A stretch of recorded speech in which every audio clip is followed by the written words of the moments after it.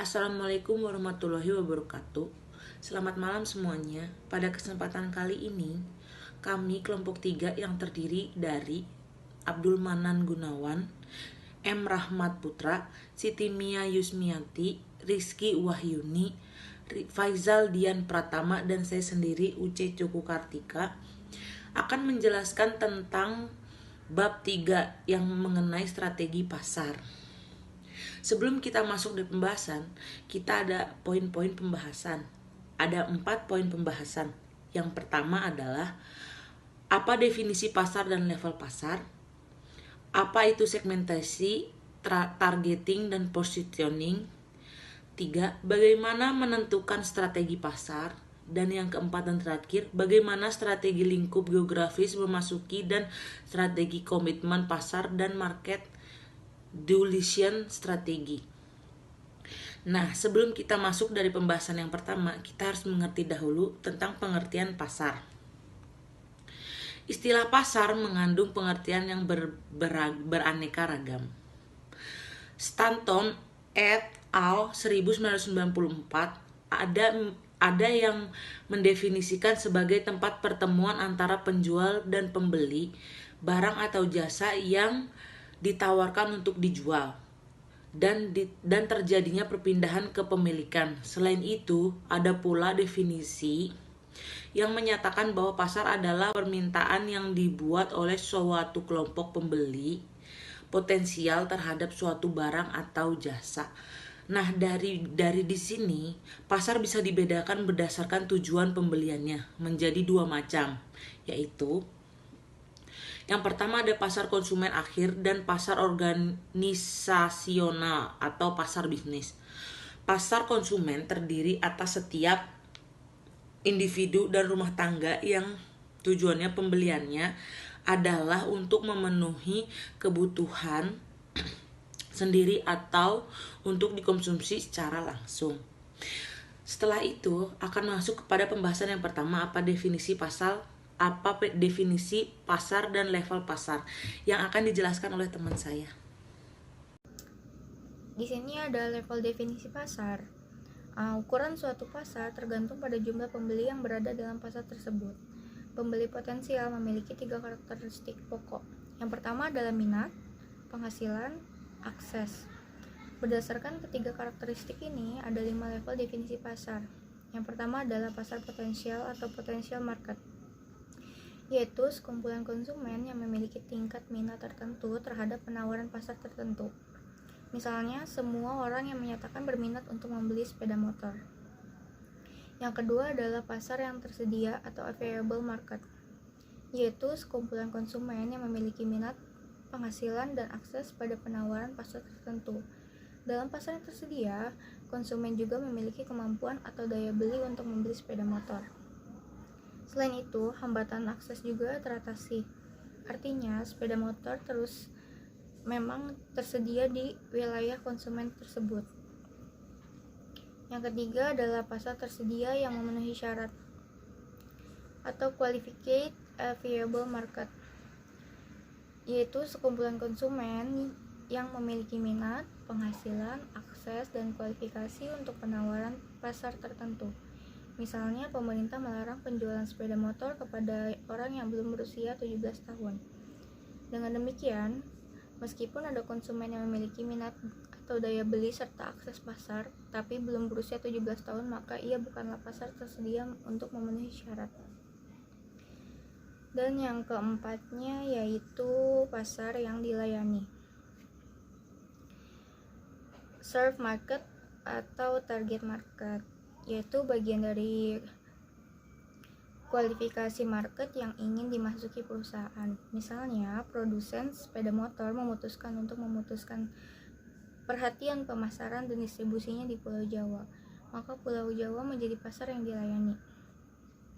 Dan yang terakhir ini adalah pasar penetrasi, yaitu sekumpulan konsumen yang benar-benar telah membeli produk. Jadi yang termasuk dalam penetrasi adalah mereka yang sungguh-sungguh telah membeli sepeda motor produsen tersebut. Yang selanjutnya akan dibacakan oleh rekan saya. Terima kasih. Berikutnya membahas tentang segmentasi, targeting, dan positioning. Kita mulai dari segmentasi. Tujuan segmentasi pasar adalah membuat para pemasar mampu menyelesaikan bauran pemasaran untuk memenuhi kebutuhan satu atau lebih segmen pasar tertentu. Nah, berdasarkan pengertian para ahli, dapat disimpulkan bahwa segmentasi memiliki peran penting dalam sebuah perusahaan. Segmentasi ini memiliki peran penting karena beberapa alasan. Yang pertama, segmentasi memungkinkan perusahaan untuk lebih fokus dalam mengalokasikan sumber daya. Dengan membagi pasar menjadi segmen-segmen, maka akan memberikan gambaran bagi perusahaan untuk menetapkan segmen mana yang akan dilayani. Selain itu, segmentasi memungkinkan perusahaan mendapatkan gambaran yang lebih jelas mengenai peta kompetisi serta menentukan posisi pasar perusahaan kita. Nah, kedua, segmentasi merupakan dasar untuk menentukan komponen-komponen strategi. Segmentasi yang disertai dengan pemilihan target market akan memberikan acuan dalam penentuan positioning. Ketiga, segmentasi merupakan faktor kunci untuk mengalahkan pesaing dengan memandang pasar dari sudut yang unik dan cara yang berbeda dari yang dilakukan oleh pesaing. Nah, segmentasi ini dibagi menjadi 3 kelompok. Yang pertama, segmentasi terdiri dari usaha untuk mengidentifikasi sebuah kelompok menjadi sebuah kelompok yang memiliki kesamaan. Nah, segmentasi ini merupakan cara tengah antara mass marketing dengan individu. Dalam segmentasi pasar, orang yang berbeda dalam satu segmen diasumsikan benar-benar memiliki persamaan. Dengan demikian, segmentasi pasar memiliki beberapa keuntungan dibandingkan mass market, antara lain perusahaan dapat menciptakan produk dan layanan yang cocok atau sesuai dengan target market. Perusahaan juga akan lebih mudah dalam menetapkan channel distribusi dan dalam menetapkan komunikasi pemasaran pada niche marketing yang lebih fokus terhadap ceruk-ceruk pasar yang belum dilayani dengan baik. Hal ini dilakukan dengan mengidentifikasi segmen yang sudah ada menjadi sub-segmen yang lebih kecil. Dengan adanya niche market perusahaan, maka perusahaan dapat memahami konsumen dengan lebih baik. Yang kedua, pola segmentasi pasar. Untuk mengidentifikasi preferensi segmen, ada 3 pola segmentasi pasar yang dapat digunakan. Pola tersebut adalah, yang pertama adalah homogeneous preference atau preferensi homogen.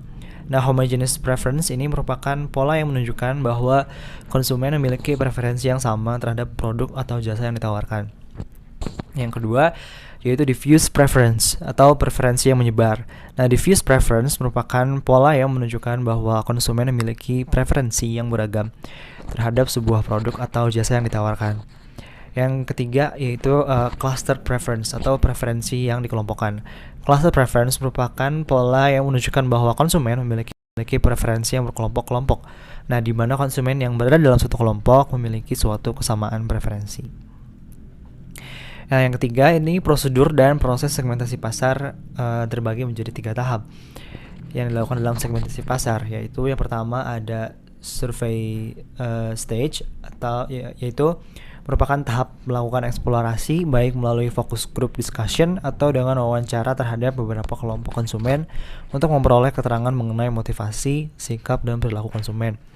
Yang kedua ada analysis stage, yaitu merupakan tahap analisis terhadap informasi yang telah diperoleh melalui survei-survei. Nah, analisis ini dapat dilakukan dengan menerapkan analisis faktor untuk menelaah variabel-variabel mana yang berkorelasi tinggi, kemudian menerapkan analisis cluster untuk menciptakan atau mengetahui kelompok-kelompok pasar yang secara signifikan memiliki perbedaan karakteristik. Tahapan yang ketiga itu namanya profiling stage, yaitu tahap untuk mengidentifikasi profil masing-masing cluster yang terbentuk. Dengan ini akan teridentifikasi perbedaan masing-masing cluster berdasarkan sikap dan perilaku, demografi, psikografi, manfaat atau value yang diharapkan dari sebuah program MM. Nah, kemudian masing-masing cluster diberi nama berdasarkan karakteristik yang menonjol. Kemudian ada 3 syarat agar segmentasi berjalan efektif. Syarat yang pertama, ada 5 syarat agar segmentasi berjalan efektif. Syarat yang pertama yaitu measurable atau terukur.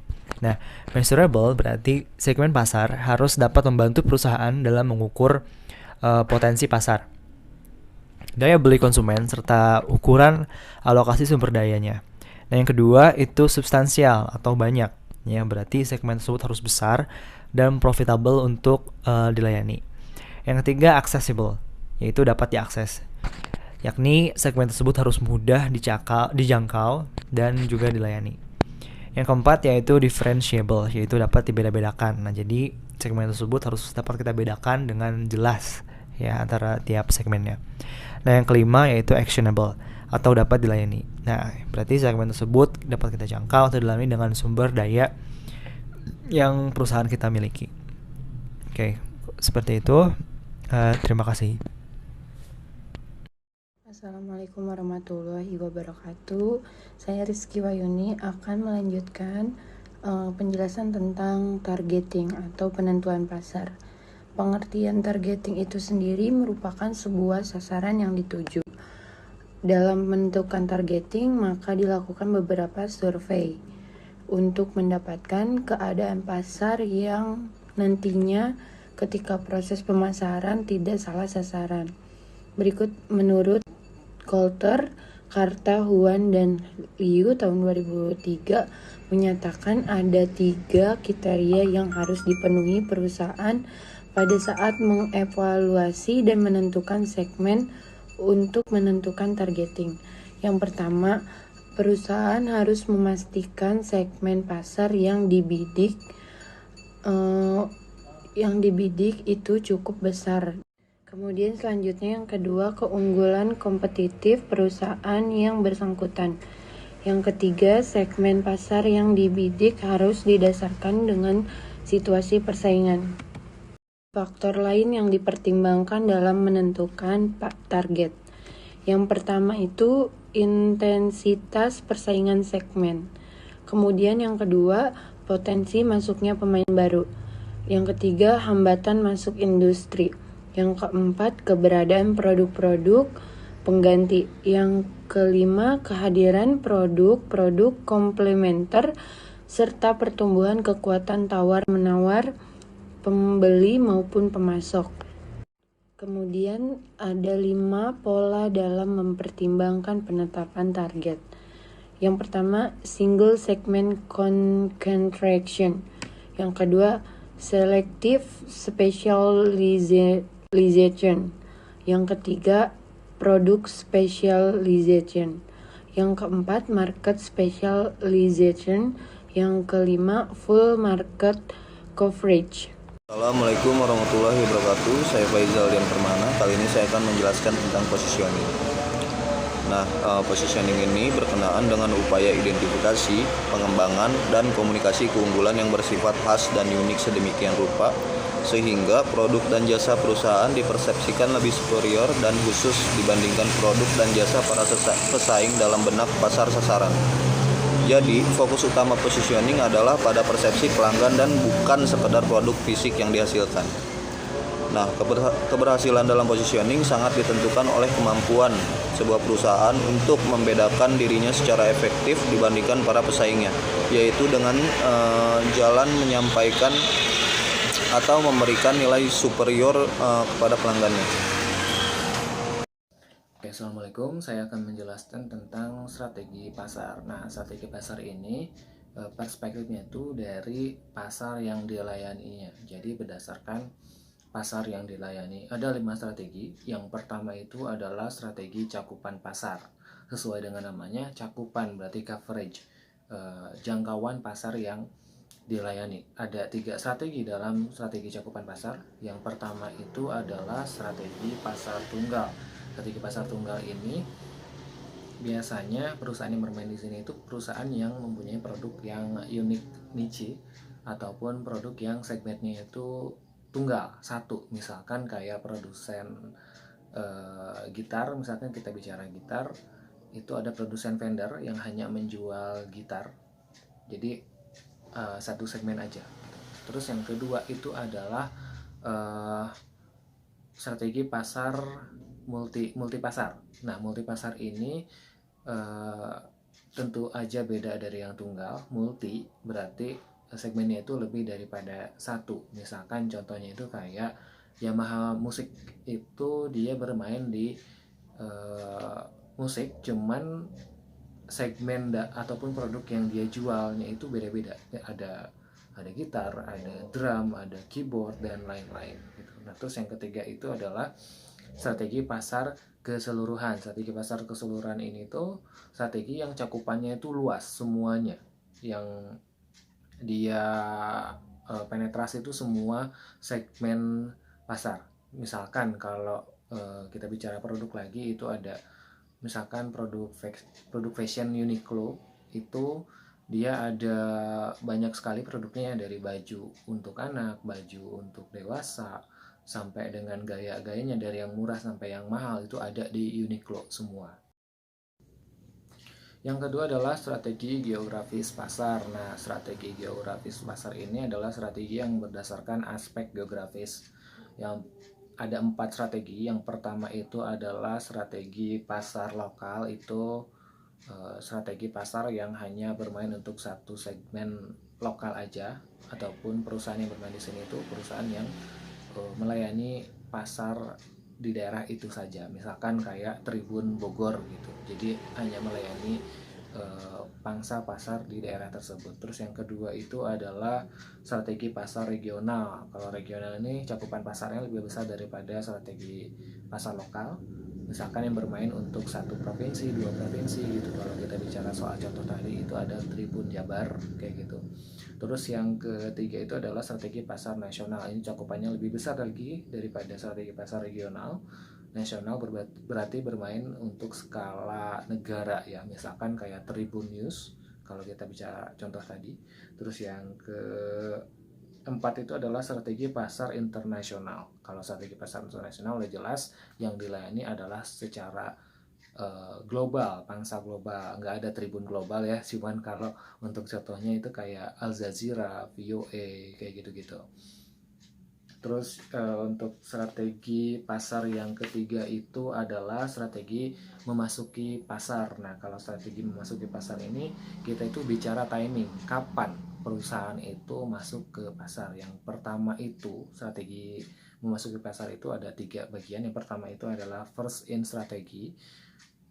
First in strategi itu perusahaan yang berusaha menjadi pelopor ataupun pertama kali masuk ke segmen tersebut, misalkan kayak Tesla yang ingin menjadi pelopor mobil listrik, produsen mobil listrik di dunia gitu.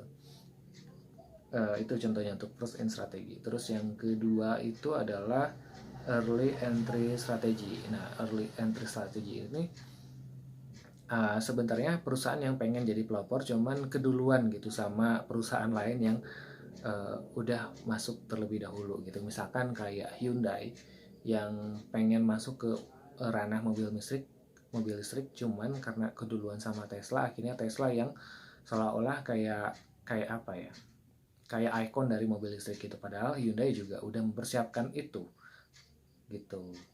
Terus yang ketiga itu adalah laggard market strategi. Nah, kalau yang laggard market ini tuh kayak yang terakhir masuk ke strategi memasuki pasar itu. Misalkan kayak produsen mobil sekarang ya, misalkan kayak Toyota, Honda udah bermunculan tuh dengan produk mobil listriknya gitu, karena ngelihat dari Tesla ataupun Hyundai yang lebih dulu masuk itu ada celah tuh, misalkan Tesla terlalu mahal. Nah, sebagai produsen menawarkan solusi lain, misalkan Toyota dengan merek listriknya yang konon katanya di harga lebih murah dan lebih reliable gitu untuk dibeli gitu.